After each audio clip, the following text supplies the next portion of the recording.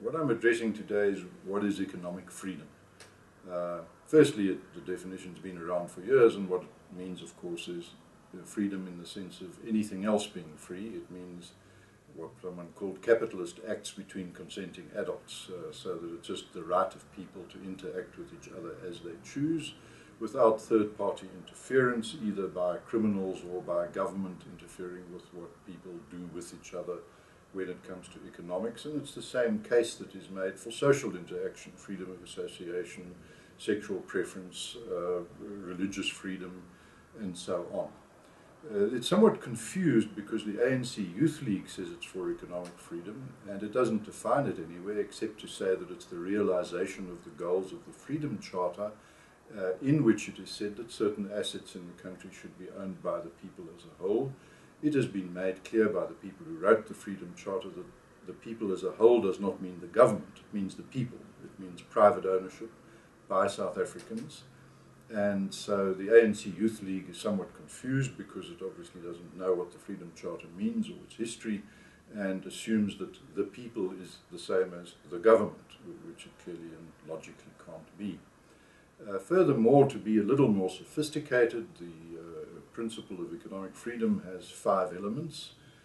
Firstly, freedom of transaction or freedom of contract, people being able to decide for themselves what contracts they enter into without prescribed conditions laid down in laws that interfere with freedom by the government. Secondly, property rights, the people's property rights, which means all their assets, whether it's shares or land or personal possessions, are secure. And ownership of property means freedom to do with that property as you wish, to alienate, encumber, transact. The next principle is the rule of law, that the laws should be enforced. In other words, contracts should be enforced, property rights should in fact be protected. And the next principle would be freedom of association, that people can enter into whatever associations they wish, whether it be trade unions, business associations, companies, trusts, corporate strategies, alliances, whatever. That would be an important element of economic freedom. And finally, economic freedom is really summed up, as is all freedom, by one very, very simple universal principle: consent. That adult people should be free to consent to anything they wish, including economic transactions. For example, to sell their labor where they wish, on whatever terms they wish, to buy and sell products and services on whatever terms and whatever price they wish. That's the meaning of economic freedom.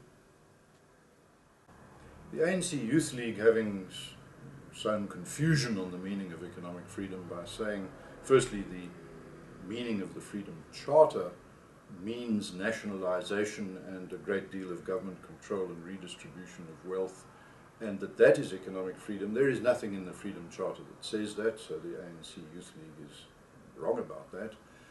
But if it were true that economic freedom meant nationalization, government control, and compulsory redistribution of wealth, that would be obviously the exact opposite of economic freedom. It would be fascism if you maintain a semblance of private enterprise, or communism or socialism if you don't. And every dictionary definition tells you that that's not economic freedom. But more seriously than whether or not it's economic freedom, it's economic catastrophe. Because the world's experience is that all over the world where there's been a bigger role for government, less genuinely economic freedom, that means personal liberty, there has been lower growth, more unemployment, economic stagnation, suffering, and all the other miseries of life: government interference with personal choices, prohibition or control of trade unions, control of the press. You don't get government interference in one area, so-called economic activity, without getting government interference in all areas. So government control of personal freedom cannot mean economic freedom. It means the absence of freedom, and the ANC Youth League, perhaps because it's in bad faith, uses the term, or perhaps because it's confused and mistaken and doesn't actually know much about the Freedom Charter, which it says it supports, is advocating and propagating policies which have already failed. There is no room for informed debate about it. They are disastrous, they have been disastrous wherever tried, and there is no reason to believe they won't be equally disastrous in South Africa.